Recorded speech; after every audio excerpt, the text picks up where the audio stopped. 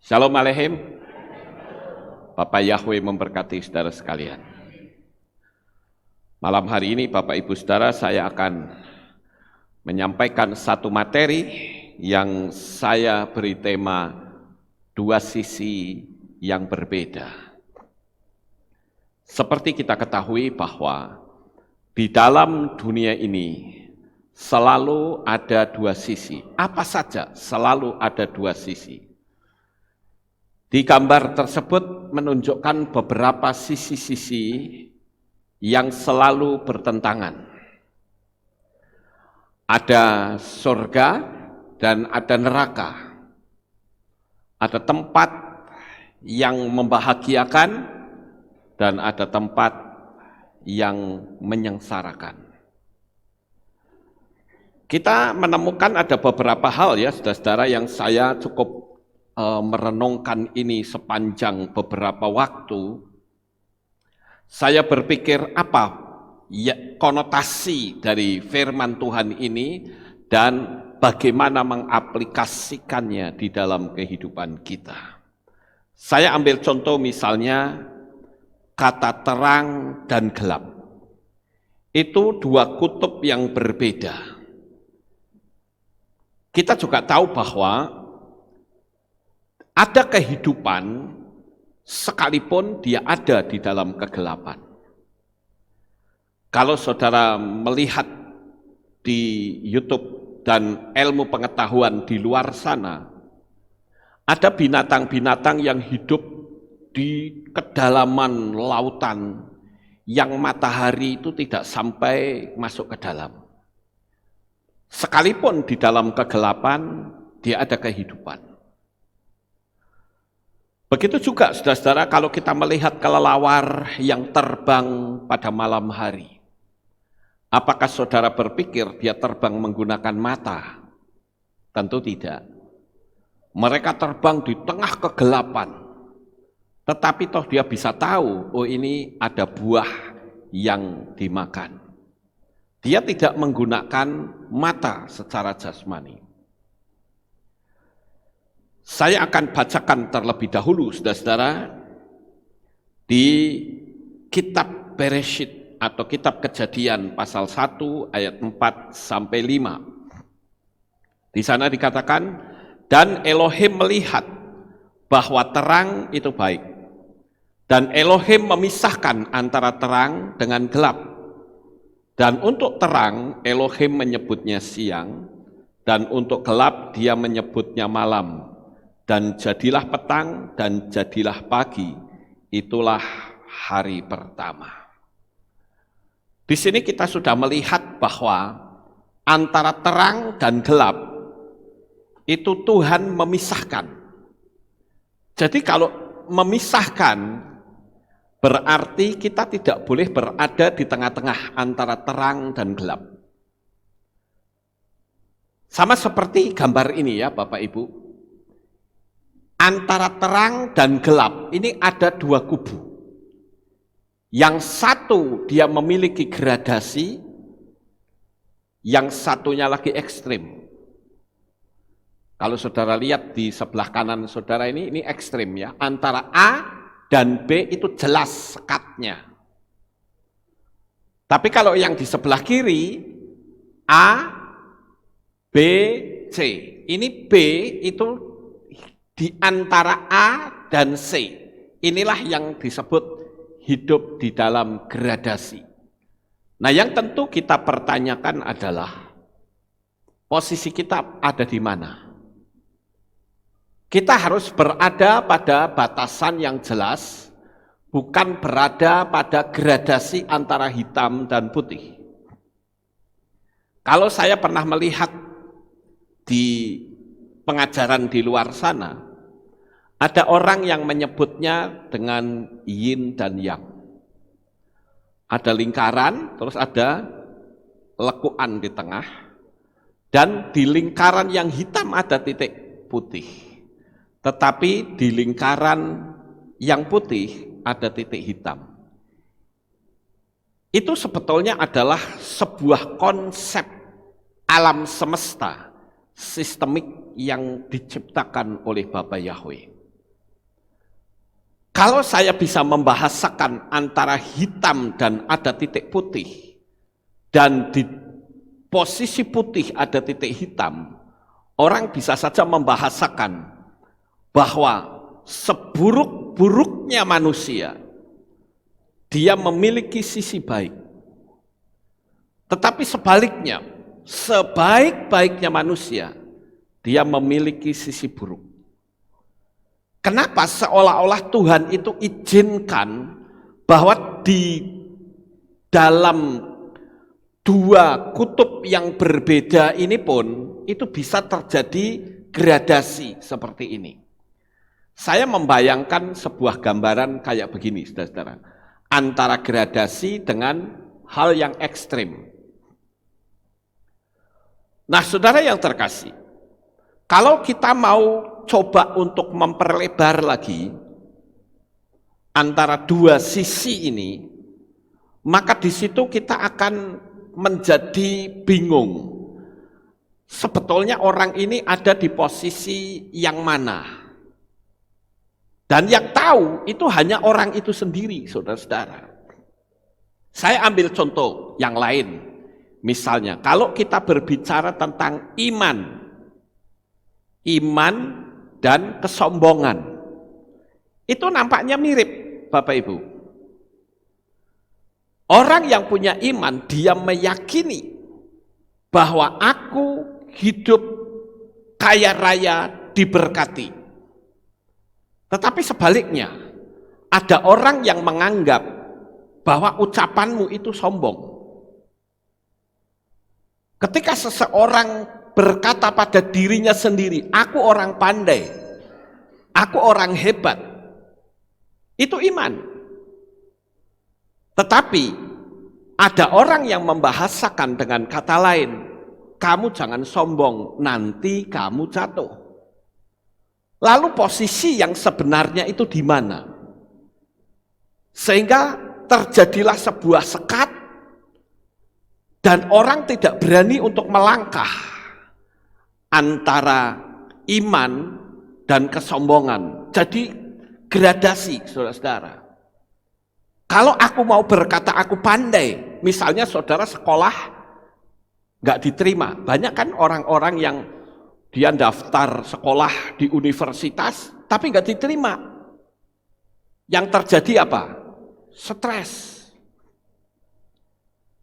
Lalu ada yang ngasih tahu, kamu harus yakin, sekalipun kamu tidak sekolah, tidak punya titel, tetapi kamu bisa sukses di dunia ini. Lalu orang berani berkata, sekalipun aku tidak sekolah, tapi aku sukses. Orang menyebutnya apa? Sombong. Tipis sekali perbedaannya, Bapak Ibu. Kira-kira sampai di sini saudara bisa paham nggak? Lalu yang menjadi pertanyaan, yang berhak untuk menilai ini sombong dan ini iman, itu siapa? Ya diri kita, Bapak Ibu. Saya nggak peduli kok orang mengatakan, oh Pak Lukas sombong hanya karena saya berkata, sekalipun saya tidak sekolah, tetapi saya yakin saya bisa eksis di dunia ini, saya bisa sukses. Tapi orang bisa saja membahasakan, sombong, angkuh. Orang nggak sekolah saja, apa yang bisa kamu andalkan? Ya terserah, orang mau mengatakan seperti itu, yang ngerti sombong dan tidak itu kan saya sendiri. Bisa dipahami ya Bapak Ibu? Tetapi kalau kita begitu mendengar sombong kamu, lalu kita menjadi ketakutan, apalagi kalau itu dihubung-hubungkan antara kejatuhan si Lucifer, akibatnya kita tidak bisa bergerak. Ini dua sisi yang berbeda, yang kalau kita tidak bisa memahami, kita bisa terjadi sebuah kegradasian yang mana membuat kita itu menjadi bingung sendiri, Bapak Ibu. Malam ini saya akan ajak saudara untuk sedikit berpikir antara dua sisi ini. Tetapi pada intinya kalau saya katakan, yang mengerti ini sebuah kesombongan atau iman, itu bukan orang lain, tetapi orang itu sendiri. Sekarang saya ambil contoh misalnya seperti saya jelas saya sekolah gagal, saudara. Dan saya tidak malu. Kalau dulu pertama bertobat saya malu banget. Apalagi kalau sudah orang berbicara masalah komputer misalnya. Saya jadi minder, mengkeret gitu. Saya berpikir, saya masih ingat dulu Bapak Ibu. Ketika komputer mulai muncul di Indonesia, kan dulu pertama muncul kan kalau mau buka saja kan harus masukkan program DOS, ya toh, program DOS untuk nulis saja pakainya WS, WordStar. Sekarang WordStar sudah nggak kepake, ya.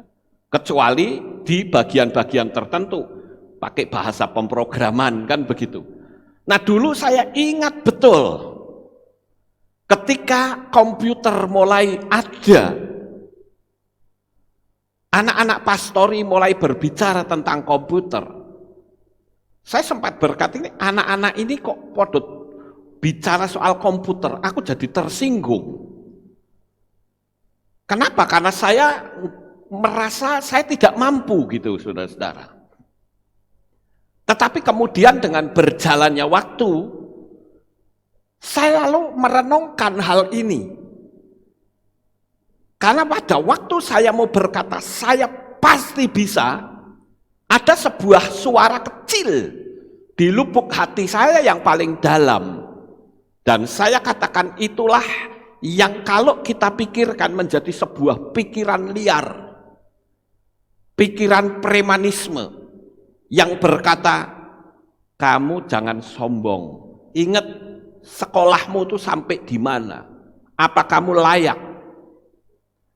Saya berpikir-pikir terintimidasi dengan kata-kata ini, saya tidak mungkin bisa seperti sekarang. Lalu saya mengambil sebuah kesimpulan dan komitmen.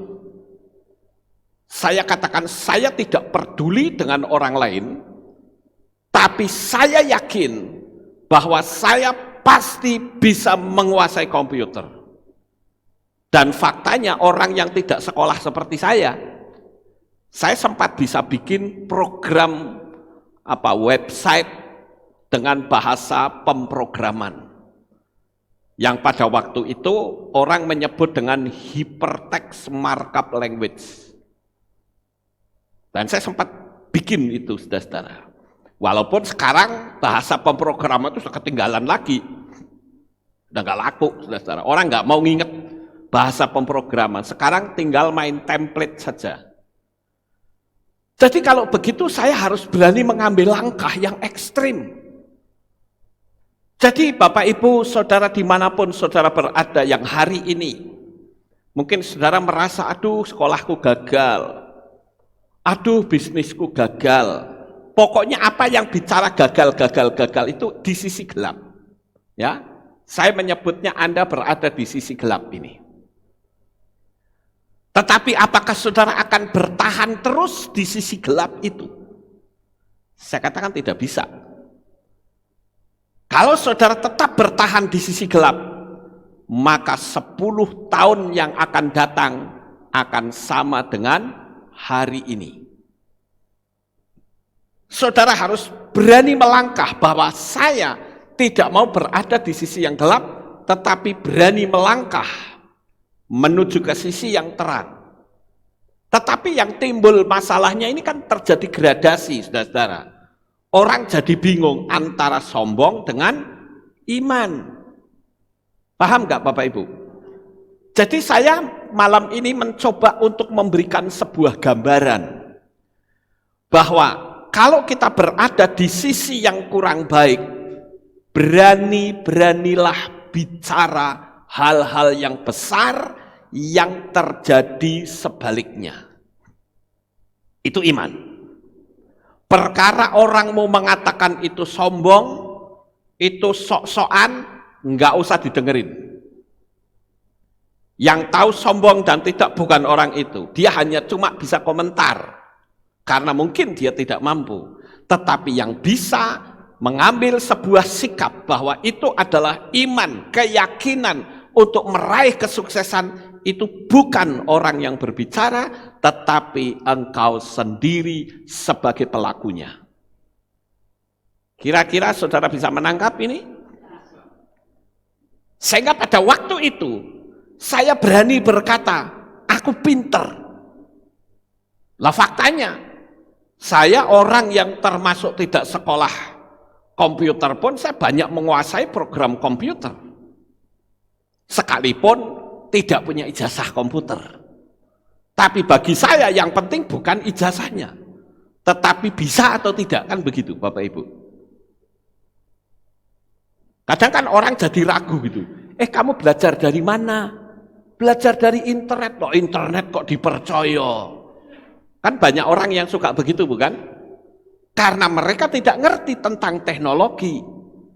Bahwa dunia internet itu ya sama dengan dunia fakta yang sekarang saudara alami. Cuman karena ketidakpahaman itulah yang membuat kita menjadi aku tidak mampu, aku tidak bisa. Ini baru bicara tentang sisi terang dan gelap, Bapak Ibu. Ada sebuah gradasi. Sekarang kita lihat contoh yang lain antara sukacita dan sedih. Itu sebuah sisi yang bertolak belakang. Tetapi manifestasi yang muncul itu sama, Bapak Ibu. Contoh misalnya, kalau orang sedih, ya, itu biasanya apa, Bapak Ibu? Kalau orang sedih, nih, di sini ada gambarnya nih. Kalau orang sedih, nangis. Lah kalau orang bahagia, saking bahagianya bisa nangis nggak? Bisa. Sama-sama menangis. Orang tidak akan tahu ini menangis bahagia atau menangis sedih. Kan seolah-olah kayak berada di sebuah gradasi, begitu Bapak Ibu. Manifestasi yang muncul itu sama. Ketika seseorang pada hari itu diberitahu oleh kantor bahwa Anda dipecat dan Anda tidak lagi bisa bekerja di kantor ini. Dia sedih bukan? Nangis bukan? Ya. Tetapi coba, kalau kita melihat ada orang tiba-tiba hari itu dia mendapatkan sebuah hadiah yang besar. Dia diberi rumah, diberi mobil. Reaksinya apa? Menangis, bisa saudara-saudara. Saking bahagianya dari kondisi miskin, tiba-tiba ada yang mengangkat, wah itu bisa menangis. Sama-sama seperti itu. Nah sekarang, kalau saya bisa posisikan dalam dua sisi ini adalah begini Bapak Ibu. Ketika kita misalnya masuk dalam posisi yang negatif atau gelap, tiba-tiba kita dipecat, memang secara spontanitas kita bisa saja berkata, wah hancur aku. Itu reaksi awal. Tetapi kalau reaksi awal ini tidak segera diselesaikan, yang terjadi betul-betul hancur. Karena apa yang Anda pikirkan dan ucapkan itu akan mencipta. Paham ya Bapak Ibu? Jadi dua sisi ini kita tidak boleh lalu terpengaruh dengan ucapan orang maupun perasaan. Memang ketika seseorang itu mengalami kesedihan, dia bisa saja menangis. Kesedihan itu macam-macam, bisa saja kesedihan dipecat, kerjanya bisa. Sedih ditinggal pacar, bisa nggak? Bisa menangis. Sedih ditinggal mati, bisa nggak? Bisa. Tetapi Bapak Ibu, kita tidak boleh terpaku dalam sebuah konsep yang kita katakan kesedihan.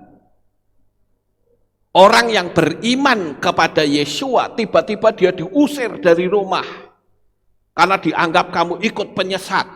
Bisa sedih gak? Bisa. Tetapi apakah dengan orang diusir dari rumah karena percaya kepada Yesua misalnya, dia tidak bisa bangkit? Bisa, saudara-saudara.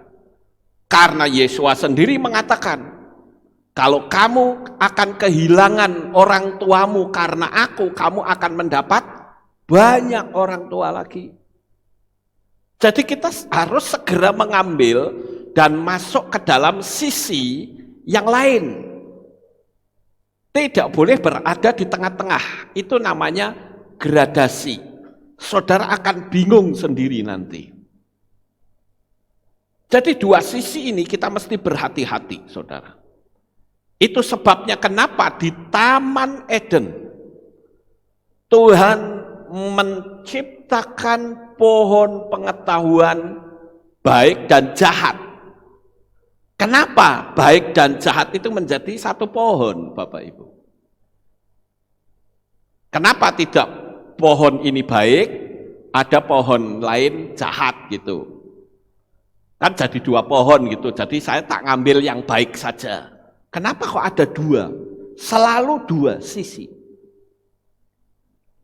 Itulah yang ada di dalam dunia ini. Ketika kita mengambil buah pengetahuan baik dan jahat, saat itu Adam mengambilnya, kan sebetulnya sudah ada sekat waktu itu. Tuhan katakan, semua buah pohon dalam taman ini boleh kamu makan buahnya. Itu sekat, saudara-saudara. Tetapi buah pengetahuan baik dan jahat, janganlah kamu makan buahnya. Sebab pada hari kamu memakannya, maka kamu pasti mati. Tetapi setan berkata, sekali-kali kamu tidak akan mati. Tetapi pada hari engkau memakannya, matamu akan terbuka dan engkau akan menjadi seperti Elohim. Wow, seperti Elohim, kapan lagi? Diambilnya lah buah pengetahuan baik dan jahat itu, saudara-saudara. Padahal kalau Adam dan Hawa itu tidak memakan buah pengetahuan baik dan jahat, dia sudah seperti Elohim belum? Sudah. Tetapi hanya sebuah kalimat yang dipelintir yang mengakibatkan menjadi suatu gradasi di situ. Aku ambil atau tidak? Kalau aku ambil, aku akan menjadi seperti Elohim. Jadi gradasi, saudara-saudara. Hanya sebuah kalimat pendek dari si nahas atau ular. Kemudian kita ambil lagi contoh yang lain, yaitu antara dendam dan kasih. Itu dua sisi yang berbeda. Tetapi dia memiliki sebuah tindakan yang ekstrim. Kalau dendam itu tindakannya adalah mencelakai, kalau kasih tindakannya adalah memberikan sesuatu yang membuat orang senang. Selalu ada tindakan, apakah itu kasih, apakah itu dendam. Kalau kita berada di antara dua sisi itu, maka kita bisa toleransi antara keburukan dengan kebaikan. Dan Tuhan itu selalu berusaha untuk memisahkan. Dari awal saja tadi ayat di kitab Bereshit dikatakan, ya, dan Elohim memisahkan antara terang dengan gelap. Itu sudah jelas, Bapak Ibu. Jadi tidak usah digradasikan. Kalau digradasikan akan menjadi seperti itu. Kemudian antara kaya dan miskin. Orang kaya dan miskin. Ini juga dua sisi yang berbeda. Nah, kalau kita menempatkan posisi kita di tengah-tengah antara kaya dan miskin, maka yang terjadi bisa terbalik, saudara-saudara. Hari ini saudara kaya raya, tetapi karena posisi saudara itu berada di dua sisi, bisa saja terjadi perpindahan dari kaya menjadi miskin. Terus pertanyaannya, kalau begitu berarti boleh dong orang miskin itu bisa pindah ke kaya. Menurut saudara boleh nggak?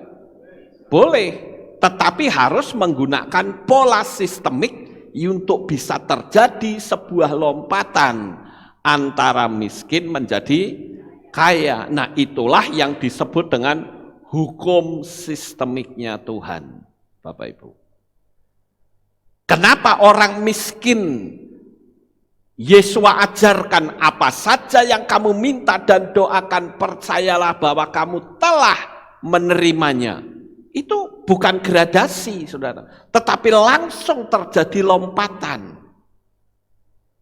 Jadi kalau gaya bicara saudara adalah gaya bicara orang miskin, pergaulan saudara juga pergaulannya dengan orang-orang yang berenergi negatif, sekaya apapun saya katakan, engkau akan bisa berpindah dengan mudah dari kaya menjadi miskin atau bangkrut, saudara-saudara. Dua sisi yang berbeda ini, saya merenungkan itu sudah berbulan-bulan, saya bilang saya harus menyampaikan. Pada intinya adalah, kita tidak boleh berada di posisi yang di tengah-tengah. Karena kalau kita ada di posisi yang di tengah-tengah, otomatis yang negatif akan menarik kita. Ingat, kutub negatif itu selalu menarik. Sama seperti aki mobil itu kan ada dua kutub, positif dan negatif. Kalau positifnya itu ditempelkan ke negatif, terjadi ledakan dar. Kalau penampangnya itu tipis, penampangnya yang putus. Tetapi kalau penampangnya itu besar, maka yang rusak adalah sel dari aki tersebut. Langsung rontok dalamnya, saudara-saudara. Nggak bisa lagi, kalau di-charge, nggak akan bisa ngisi. Itu selnya mesti dikeluarkan, diganti yang baru. Jadi kalau kita dikasih tahu tentang dua kutub, dua sisi yang berbeda, kita tidak boleh berada di tengah-tengah. Baik kaya maupun miskin. Makanya kenapa kadang orang-orang kaya itu sulit ditemui dan tidak mudah untuk bergaul dengan sembarangan orang. Karena ketika dia itu bergaulnya dengan orang-orang yang nggak jelas, ya akan bisa ketularan, saudara-saudara. Saya beberapa kali mendapatkan konseling telepon dari seseorang, hanya karena pergaulan, dia bisa ditipu habis-habisan. Sampai akhirnya dia pahit. Saya bilang, sudahlah, nggak usah dipikir lagi. Toh dipikir nggak bisa kembali toh? Iya, lah ngapain dipikir kalau begitu? Malah kamu nanti kena kanker. Stop, mulai berpikir hal-hal yang besar. Akan jauh lebih nyaman daripada mikir duitmu yang dilarikan oleh orang lain. Karena kalau kita memikir itu, ingat orang itu tuh tidak ada niat baik. Jadi lebih baik pikirkan hal-hal yang besar. Lalu ada sebuah pertanyaan. Boleh nggak Pak kalau orang itu diperkarakan? Menurut saudara boleh nggak? Boleh. Saya bilang silahkan diperkarakan. Yang pertama, kalau saudara memperkarakan berarti juga ikut menyadarkan orang itu supaya tidak bermental penipu. Dan yang kedua, engkau memperkarakan juga sama dengan menyelamatkan orang itu. Karena ketika orang itu masuk penjara, bisa nggak dia di penjara jadi bertobat? Bisa. Saya pernah ketemu dengan seorang yang punya anak tuh nuakalnya minta ampun, saudara-saudara. Anak ini senang mencuri. Begitu mencuri, ditahan polisi, anaknya itu nangis-nangis sama orang tua, nanti ditebus dia keluar. Tapi berbuat begitu lagi, ditebus lagi, dan sikapnya semakin berani. Kalau tadinya cuman hanya ya 10.000, 20.000 menjadi semakin besar. Akhirnya jadi kurir narkoba. Begitu ditangkap, orang tuanya apa? Saya tebus. Ini sebuah sikap yang sangat buruk, saya bilang. Saudara mengasihi anak, tetapi tidak pada tempatnya. Lalu harusnya bagaimana? Harusnya biarkan dia di penjara. Supaya dia menyadari bahwa hidup itu harus dijalani dengan cara yang serius. Nggak bisa kayak gitu ditebus lagi. Sampai kapan habis kekayaanmu? Anak itu nggak bertobat, duitmu habis. Jadi kita harus memahami akan hal ini, Bapak Ibu. Tuhan itu selalu membuat sebuah pemisahan yang jelas. Seperti surga dan neraka. Itu ada pemisahan yang jelas. Di dalam kitab Lukas, di sana diceritakan tentang orang kaya dan Lazarus yang miskin. Kan selalu ekstrim kan ceritanya. Orang kaya dan Lazarus yang miskin itu ekstrim, itu dua sisi yang berbeda. Orang kayanya itu matinya masuk neraka, orang miskin si Lazarus mati masuk surga. Itu dua sisi yang berbeda juga. Ekstrim Yesua kalau memberikan sebuah ilustrasi, Bapak Ibu. Dan selalu Yesua berkata apa? Kamu jangan berada di tengah. Tetapi antara neraka dan surga, mana yang kamu ambil? Coba saudara bayangkan, bagaimana orang yang kaya raya, kok bisa di depan ada Lazarus yang miskin, ada anjing menjilat-jilat boroknya. Pertanyaannya kira-kira, orang kaya ini tahu nggak kalau di depan rumahnya ada orang miskin yang dijilatin boroknya? Tahu, saudara. Lah kok tidak ngasih pertolongan? Jadi di sini yang saya katakan dua sisi, dua kutub yang berbeda. Lalu kalau begitu, di manakah sekat sebenarnya? Sekali lagi, kalau saudara tahu sekat itu dengan jelas, maka saudara akan mengalami lompatan yang drastis.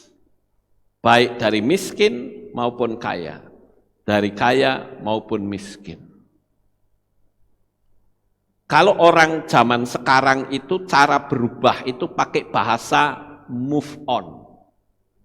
Bahasa anak muda sekarang. Ditinggal pacar, lalu dia marah-marah. Setelah marah-marah lalu ngapain? Enggak, sebelum move on. Ini kan masih marah-marah nih ceritanya. Setelah marah-marah biasanya apa? Ya, mengunci diri. Ya kan? Mengunci diri. Nah, itu sebetulnya perlahan-lahan sedang masuk dalam sebuah gradasi yang menuju pada kegelapan. Akibatnya apa? Akibatnya adalah orang ini menjadi kecewa. Saya pernah ketemu dengan seseorang yang sudah umurnya itu sudah ada dalam usia perkawinan, tapi dia belum kawin. Saya coba sedikit sentil hatinya. Saya bilang, kok kamu belum kawin, kenapa ya?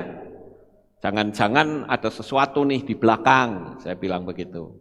Dia bercerita bahwa dia itu susah move on sejak ditinggal oleh sang pacar. Pacarnya sudah kawin, tapi dianya susah move on. Sehingga yang terjadi setiap melihat perempuan itu jadi benci, saudara-saudara. Karena nggak bisa move on. Gitu. Tapi coba ketika dia ditinggal pacar, dia harus berkata begini, akan aku buktikan bahwa aku akan punya pengganti yang jauh lebih cantik dari kamu, lebih kaya dari kamu, dan lebih pandai dan cinta Tuhan. Harusnya begitu. Selama kita berani mengambil sikap seperti itu, maka apa yang kita ucapkan terjadi. Kenapa? Karena emosinya sedang diaduk-aduk. Dan saya kan mengatakan kalau emosi sedang diaduk-aduk itu berarti kita punya alam supranatural itu sedang terbuka, memiliki frekuensi yang sama dengan alam semesta, ngomongo yang hebat. Kan saya seringkali memberitahu, pada saat apakah alam supranatural kita itu terbuka? Pada saat emosi sedang diaduk-aduk. Pada saat kita sedang teler liar-liar mau tidur tinggal les, itu alam supranatural kita terbuka. Kenapa kadangkala kita tidak segera mengambil langkah yang baik dengan ucapan-ucapan yang dahsyat, tetapi sebaliknya yang terjadi, kita mengurung diri, kita marah-marah, kita mencaci maki, itu mengarah ke gradasi ke negatif, dan itu sangat berbahaya. Ada ayat yang mengatakan Yesua itu dia berada di tempat yang kaya, turun ke dalam dunia ini menjadi miskin supaya kita yang miskin menjadi kaya oleh karena kemiskinannya. Itu kan sekat yang jelas, saudara, antara gelap dan terang, antara hitam dan putih. Paham ya Bapak Ibu? Saya berharap kita terus bisa memahami hal ini. Saya kasih beberapa contoh-contoh. Kemudian, kenapa seringkali kita melihat kedaulatan Tuhan dan kehendak bebas ini menjadi sebuah pertengkaran yang tidak ada ujung pangkalnya. Coba saudara lihat dalam dunia Kristen pada umumnya. Ada orang yang mengatakan, itu kelompok Calvinis namanya, dia katakan sekali selamat, dia akan selamat. Tetapi ada kelompok yang lain yang mengatakan bahwa kalau kita meninggalkan Tuhan, kita akan binasa. Lalu kalau begitu yang benar yang mana sebetulnya dua sisi ini, saudara-saudara? Menurut saudara yang benar yang mana? Kedua-duanya itu sama-sama firman Tuhan. Ada yang namanya kedaulatan Tuhan dan ada free will, kehendak bebas dari kita. Kedua-duanya benar, tetapi tidak boleh saling menjamah. Artinya begini, Tuhan itu punya kedaulatan untuk menyelamatkan kita, betul tidak? Betul. Dan ketika Tuhan itu mau menyelamatkan kita harus bisa merespon. Tetapi kalau kita tidak bisa merespon, berarti kita ada pada sisi yang salah. Paham nggak Bapak Ibu? Jadi antara free will dengan kedaulatan Tuhan itu tidak boleh saling menjamah satu dengan yang lain. Kita tidak bisa mengatakan kepada Tuhan bahwa kalau sekalipun Tuhan itu punya kedaulatan, orang yang berdosa seperti apa bisa selamat. Nah kalau gitu kan berarti bertentangan dengan firman-Nya sendiri, bahwa dosa itu akan terpisah ke dalam neraka. Kan begitu saudara-saudara? Maksud nggak kira-kira? Ada neraka, ada surga, tujuannya untuk apa sih? Maka saya katakan, kenapa sih kok Tuhan ciptakan neraka? Akankah dia atau Tuhan itu jahat? Saya bilang tidak. Karena kalau seandainya Tuhan tidak menciptakan neraka, ini pandangan saya ya saudara-saudara. Kalau Tuhan tidak menciptakan neraka, maka orang yang berdosa kalau masuk surga, dia akan terbakar dengan kesuciannya Tuhan. Ngerti gak Bapak Ibu? Contoh gampangnya saja seperti kayak tabut perjanjian yang dibawa oleh Raja Daud dari Baali Yehuda ke Yerusalem. Kan ada dua orang tuh, Uza dan Ahyo. Salah satu di antaranya memegang tabut, itu langsung mati. Kenapa? Karena dia dalam keadaan tidak kudus. dan tidak ditetapkan untuk prosesi yang berhak untuk menjamah tabut itu. Itu kan antara dua sisi yang berbeda. Maka saya katakan kalau Tuhan tidak menciptakan neraka, maka orang-orang yang berdosa akan sangat sengsara kalau ada di sorga. Jadi kita harus tetap ada di dua sisi. Artinya begini, manusia itu tetap memiliki pandangan, memang saya punya hak dan kebebasan untuk memilih. Itu sisi manusia. Kalau sisi manusia itu kita campur aduk dengan kedaulatan Tuhan, nggak akan bisa ketemu, saudara-saudara. Maka yang terjadi selalu ribut terus antara kelompok Calvinis dengan kelompok yang dikatakan manusia punya free will. Artinya Tuhan punya posisi, kita juga punya posisi. Kita tidak boleh menjamah posisinya Tuhan.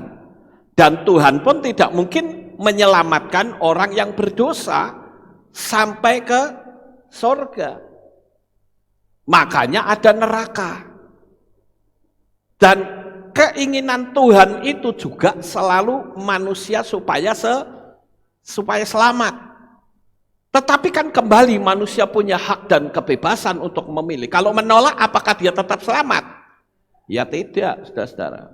Ampok saudara menginjil setiap waktu, nggak akan berhasil. Makanya kalau kita paham akan hal ini, ketika saudara memberitakan nama Bapa Yahweh dan menolak orang itu, kita nggak perlu marah. Karena mereka ada di posisi yang salah. Kita lihat yang berikutnya. Mengapa orang bisa stres dan gila? Karena di dalam dirinya itu ada dua kutub yang berbeda yang sama-sama menekan. Otak memaksa untuk masuk ke hal yang terbaik, tetapi mereka mengalami sebuah realita yang tidak sesuai dengan pikirannya. Akibatnya apa? Yang rusak adalah jiwanya. Karena dua kutub itu berusaha untuk bersatu. Tidak bisa, saudara-saudara. Ada pepatah dunia yang berkata begini, mens sana in corpore sano. Artinya apa? Di dalam tubuh yang sehat terdapat jiwa yang kuat. Apakah betul? Saya katakan tidak betul. Tidak percaya, saudara pergi ke rumah sakit 2 bola. Ya. Saudara ketemu orang-orang gila di sana, tubuhnya sehat atau tidak? Tubuhnya sehat loh, nggak sakit loh. Tetapi jiwanya sakit. Gitu. Coba saudara lihat, orang gila bahkan berani makan sampah, nggak sakit. Orang gila di dunia ini banyak banget kan, saudara-saudara? Pertanyaannya, ayo, ada yang kena corona? Nggak ada yang kena corona. Sampah aja mereka makan, nggak sakit, coba, saudara. Jadi ungkapan min sana in corpore sano itu tidak tepat. Buktinya di rumah sakit 2 bola kan badannya gede-gede. Main poli kan bisa. Tapi apakah jiwa mereka sehat juga? Tidak. Gitu loh. Jadi kita mesti bisa membuat sebuah pilihan. Saya itu mau milih yang mana? Jadi intinya, saudara-saudara, tetapkan pilihanmu.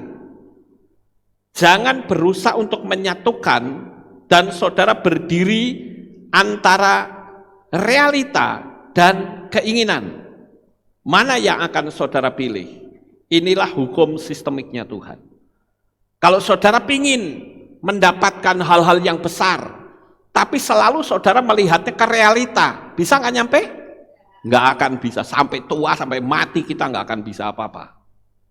Contoh seperti saya sendiri. Ketika saya bertobat, jujur waktu pertama saya berpikir, wah sampah masyarakat ini saya. Kepandaian nggak punya, cuman hanya teknik elektro. Apa yang saya bisa lakukan untuk pekerjaan Tuhan? Sementara saya harus bisa melawan kerasnya dunia. Nah kalau saya mau lihat realita, saya sekolahnya gagal ya sudah, nggak bisa berbuat apa-apa. Padahal kalau kita mau mempelajari dunia ini banyak dikuasai oleh orang-orang yang sebetulnya sekolahnya gagal. Betul ya Bapak Ibu? Contoh, Thomas Alva Edison. Apakah dia sekolahnya berhasil, hebat? Tidak. Banyak orang-orang yang sebetulnya secara hukum akademis itu tidak layak. Tetapi faktanya dunia ini banyak dikuasai oleh orang-orang yang sekolahnya ancur-ancuran, tetapi dia bisa menjadi orang sukses. Saya melihat seorang motivator di Indonesia yang cukup bagus, yaitu Bapak Andri Wongso. Apakah dia itu orang yang pendidikannya tinggi? Tidak. Tapi toh dia bisa sukses. Dia bahkan tidak malu-malu memberi titel dalam dirinya, SDTT.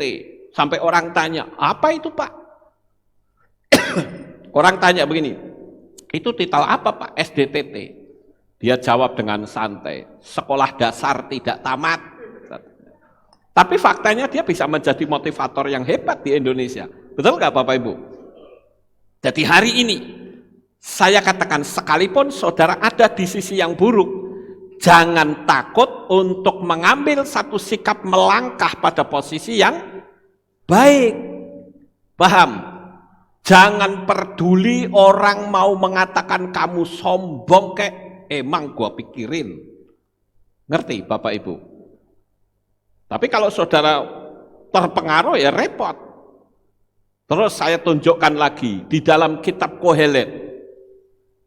Ya, di dalam kitab Kohelet pasal yang ke-7 ayat 2 sampai ayat yang ke-4.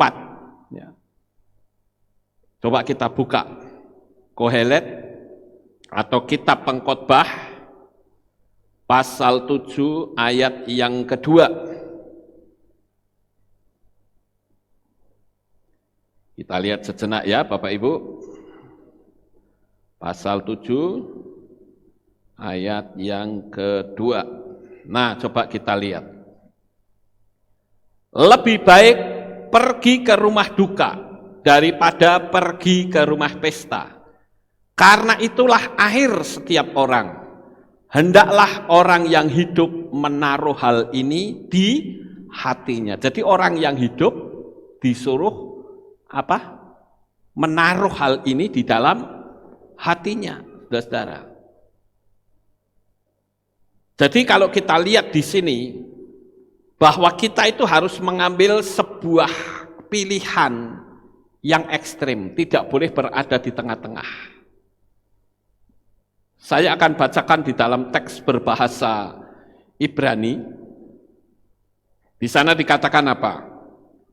Top laleket elbet ebel mileket elbet misteh ba'asyer husop kal ha'adam wahahai yiten el libo.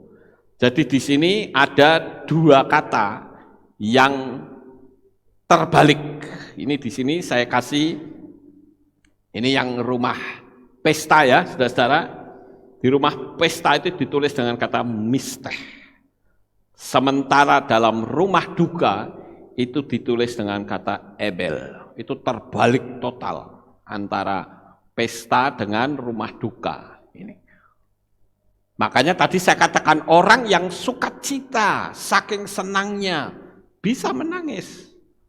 Tetapi orang yang berduka juga bisa menangis. Dua sisi yang berbeda. Makanya saya beri tema malam hari ini, dua sisi yang berbeda.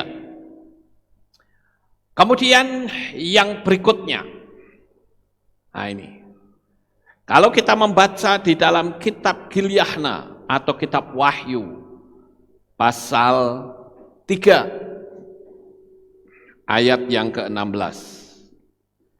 Jadi karena engkau itu suam-suam, tidak dingin, tidak pula panas, aku akan segera memuntahkan engkau dari mulutku. Artinya apa, saudara-saudara? Artinya kita tidak bisa berada di antara dua sisi. Kalau mau semangat, semangat toh, sing sungguh-sungguh gitu loh.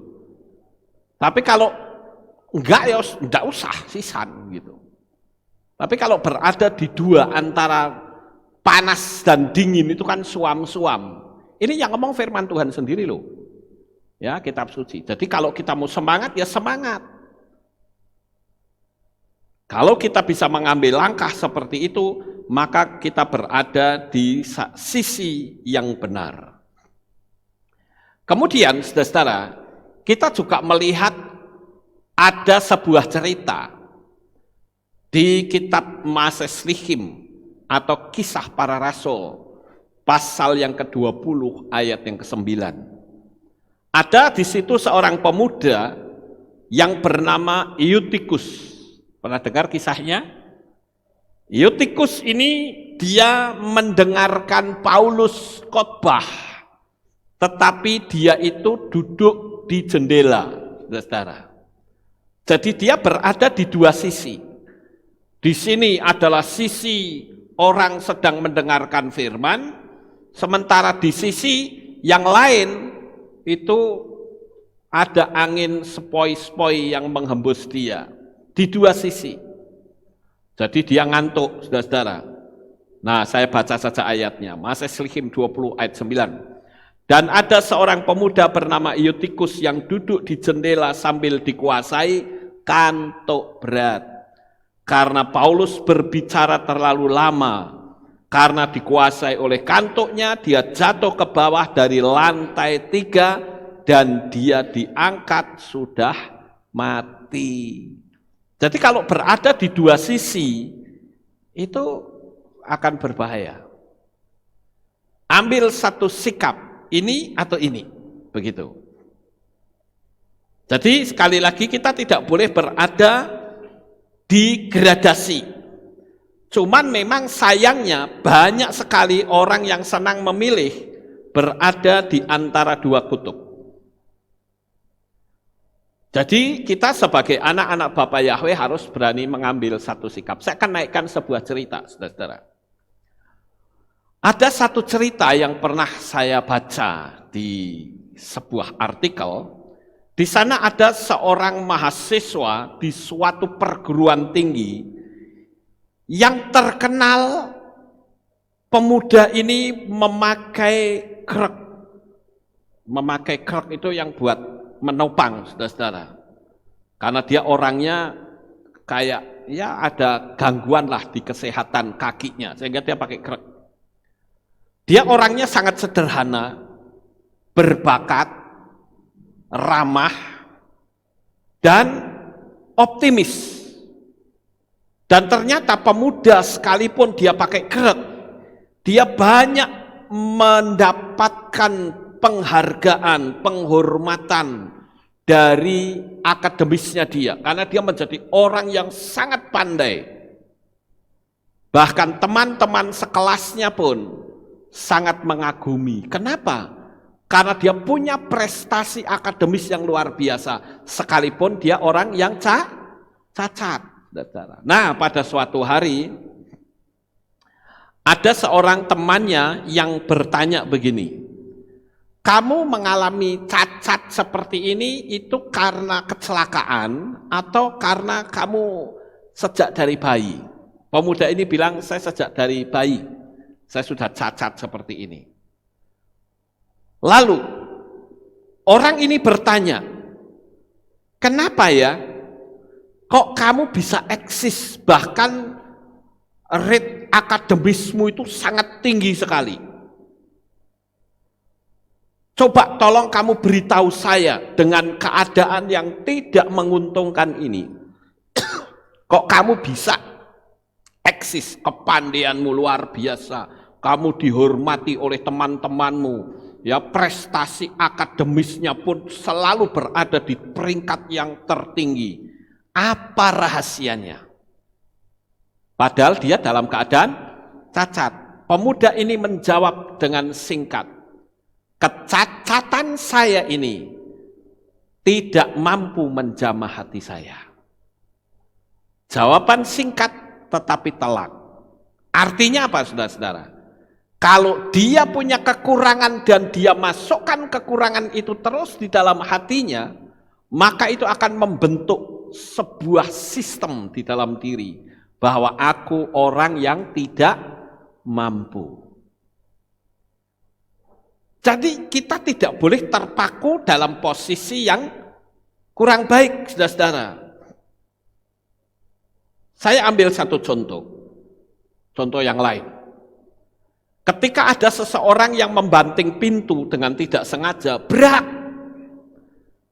Jika hati orang yang mendengar gebrakan pintu itu dalam keadaan netral dan cerah, maka orang pasti akan berkata, oh enggak apa-apa itu bisa terjadi, itu karena angin. Bisa ya Bapak Ibu? Tapi kalau orang itu dalam posisi hati yang sedang bete, begitu ada suara berak, langsung dia bilang gini, kamu punya sopan santun enggak sih? Perhatikan, pintu yang nutup berak itu sama-sama pintu. Tetapi yang membuat adanya sebuah emosi karena apa? Posisi hati yang berbeda. Dua sisi yang berbeda ini, saudara-saudara. Makanya selalu berkata, kita mau ada di posisi yang mana? Sekarang yang terakhir. Ada seorang yang baru bertobat, dia diwawancarai oleh seseorang. Ditanya oleh temannya, oh jadi kamu sekarang sudah bertobat ya? Kamu percaya kepada Yeshua? Dia bilang ya. Kalau begitu berarti kamu punya pengetahuan kitab suci yang hebat. Dia bilang tidak. Jadi kalau begitu kamu tidak tahu tentang kapan Yeshua lahir? Tidak. Kamu juga tidak tahu Yeshua dilahirkan di mana? Tidak. Namanya juga aku bertobat baru. Kalau begitu, kamu juga tidak tahu kapan Yeshua membuat mujizat atau berapa kali Yeshua membuat mujizat.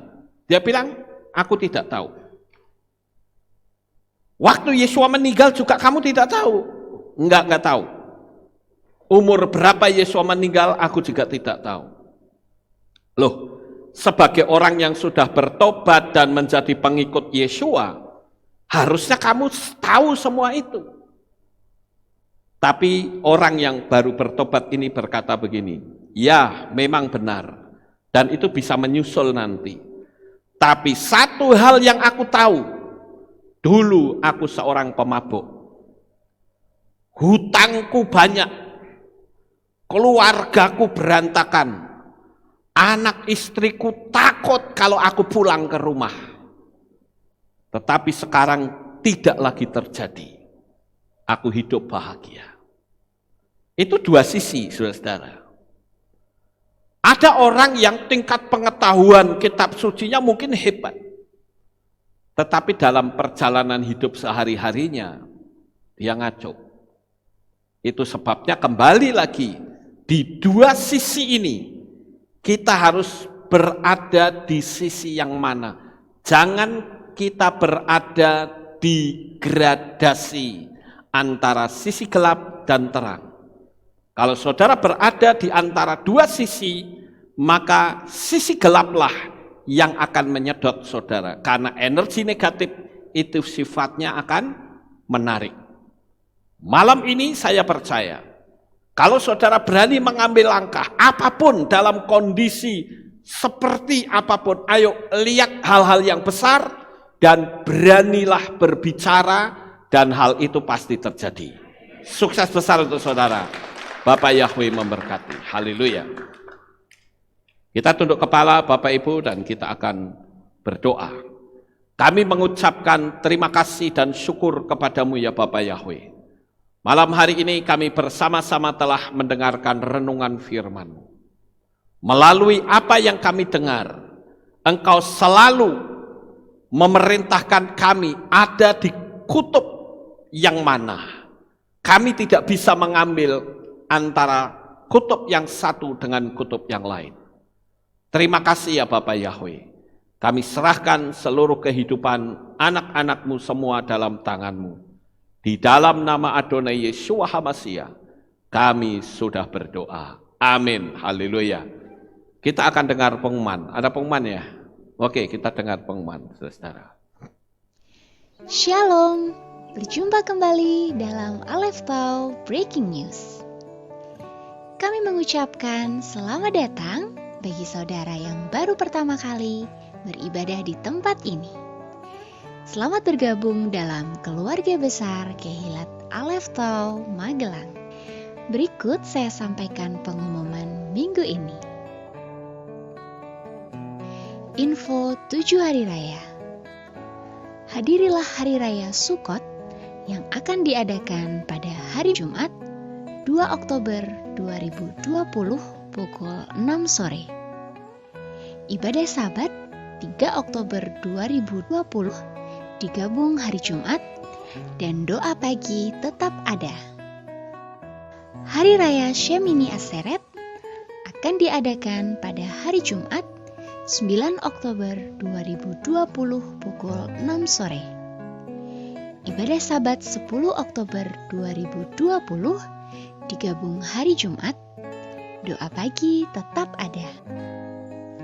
Hari Raya Shimchat Torah akan diadakan pada hari Sabtu 10 Oktober 2020 pukul 6 sore. Ibadah Minggu pagi dan sore 11 Oktober 2020 tetap ada. Dalam rangka memeriahkan perayaan Sukot, kami panitia 7 Hari Raya mengadakan Lomba Foto Booth Sukkah 5781. Bagi seluruh jemaat Kehilat Aleph Tau yang turut berpartisipasi, saudara dapat berfoto di depan sukkah yang telah kami sediakan di depan Kehilat.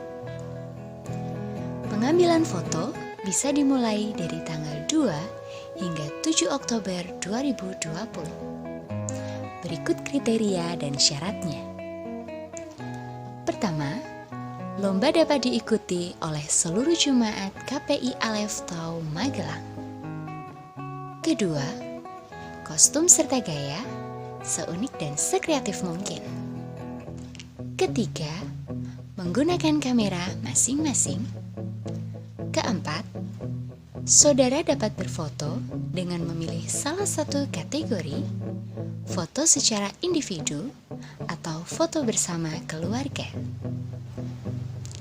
5. Kirimkan foto saudara melalui WhatsApp ke nomor 0812 2980 1907. Ditunggu paling lambat tanggal 7 Oktober 2020 pukul 12 siang. Bagi para subscriber atau jemaat yang mengikuti live streaming, dapat juga mengikuti perlombaan ini dengan membuat sukkah secara pribadi dan berfoto dengan ketentuan yang sama. Demikian pengumuman minggu ini. Sukses besar untuk saudara. Bapak Yahweh memberkati. Ya, itulah pengumumannya Bapak Ibu, kita akan akhiri. Dan sekali lagi saya perlu kasih tahu bahwa ibadah Sabat besok tidak ada ya. Ibadahnya hari Jumat sore. Ya, supaya saudara jangan salah. Baik, kita bangkit berdiri, kita tutup dalam doa. Terima kasih Bapak Yahweh. Selesai sudah ibadah kami dari awal, pertengahan sampai pada akhirnya. Sebentar lagi anak-anak-Mu akan kembali pulang ke rumah mereka masing-masing. Kami mohon perlindungan-Mu sampai di rumah dengan selamat. Pertemukan kembali pada jam-jam ibadah mendatang di dalam ikatan tali kasih-Mu. Terima kasih ya Tuhan. Inilah doa syukur yang kami naikkan di dalam nama Adonai Yeshua HaMashiach. Kami sudah berdoa. Mari kita angkat tangan kita dan kita akan menerima berkat Kohanim. Haleluya. Yevarechecha Yahweh wa yismereka.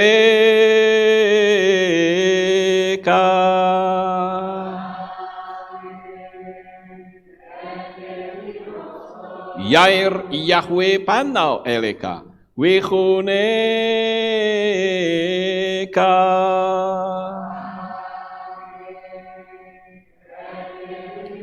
Yesa Yahweh panau eleka wa yashem lecha shalom.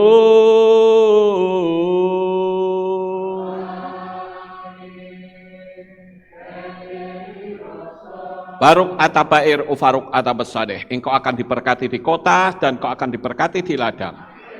Baruk peripitne kau friat matka ufri fahem teka shekar ala peka wa esterot soneka. Berkatilah buah kandunganmu, diberkati hasil bumimu, diberkati hasil ternakmu, anak-anak lembumu dan anak-anak dombamu. Baruk tan akau misyartika, diberkatilah bakulmu dan tempat adonanmu. Baruk ata boboy, kau faruk ata betseteka, dan kau akan diberkati pada waktu kau masuk, dan kau akan diberkati pada waktu kau keluar. Baruk ata Yahweh Eloheinu melek haolam, besem Yesua hamasya berruah hakodes kile olam faed. Kami sudah berdoa dan mengucap syukur. Haleluya.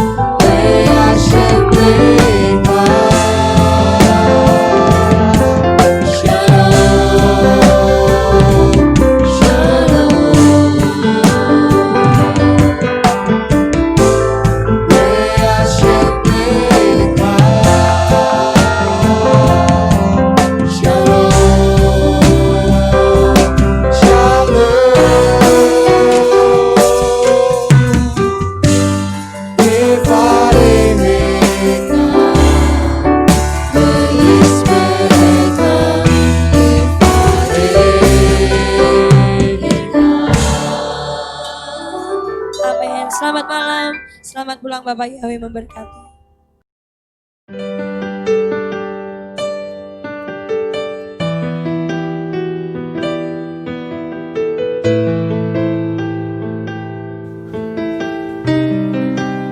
Segala pujian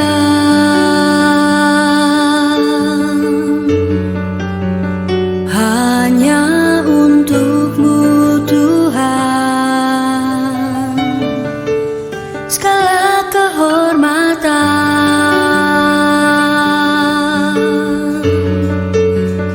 juga punya-Mu Tuhan. Dari puncak tertinggi sampai lembah terlandai, semua karya kasih cinta-Mu, sujud menyembah Sang Maha Pencipta.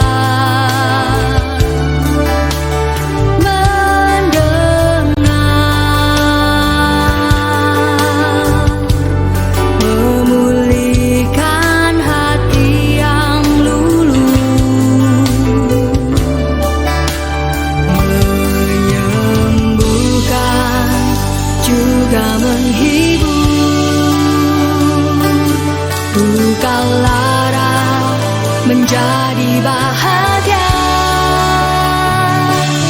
agar semua diberkatinya, sebab